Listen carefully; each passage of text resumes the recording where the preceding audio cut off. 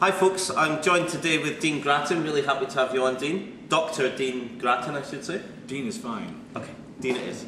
Simon's been interviewing SJ, and Dean makes up the other half of Team Gratton, the very successful Twitter people and authors. And Dean, let's get to know you. Tell us about your background.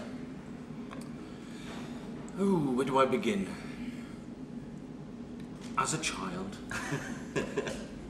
I was curious about how things worked, and I suppose that curiosity has led me into things like computers and electronics and all this kind of stuff. So but then actually that wasn't never my first passion. Cooking was my first passion. Okay. I wanted to be a cook, to tread the same steps as my grandfather and my father into cooking, but that went horribly wrong. Actually, got fired. Okay. Anyway, then I went into software engineering. So really, that's been consistent software from the age of 14.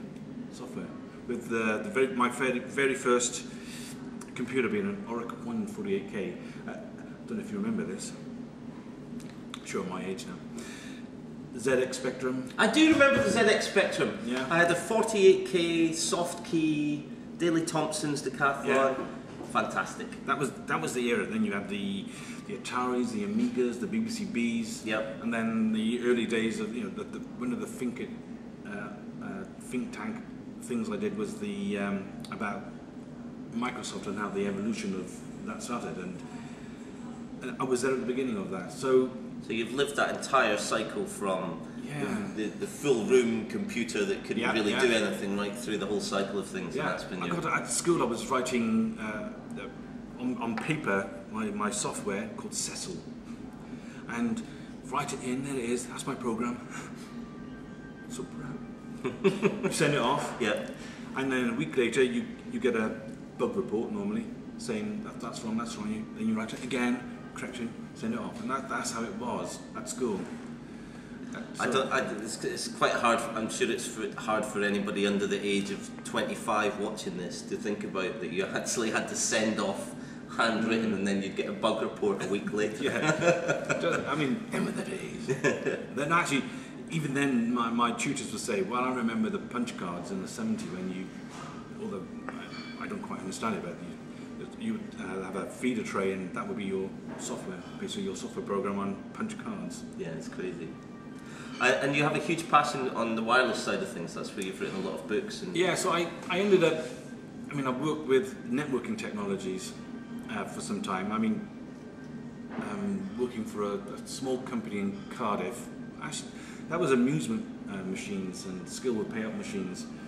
But the actual back end of that technology, enabling that, was basic primitive networking technologies like NetBIOS and stuff like that. And I was curious about how communication within these computers worked and whatnot, and that evolved to when I met Sarah, Gratton girl, moved off to Cambridge and moved into other technologies and technological challenges, and just fascinating. And then I kind of stumbled onto Bluetooth, which was the first wireless technology I worked with. Yep. I was developing Windows device drivers for the first, what was called then the LAN access profile, and I was developing the RFID layer, which integrated then, or interfaced to a Bluetooth silicon chipset, and that's what I did. It's normal, yeah? Yeah, I know. I totally follow and all that kind of stuff. So very much about the technologies, Bluetooth, wireless, and things like that. So we're gonna chat a little bit more to Dean about a variety of subjects, starting with the books that he's done, but also his reaction and journey through the kind of Twitter sphere, if you like. Thanks, Dean.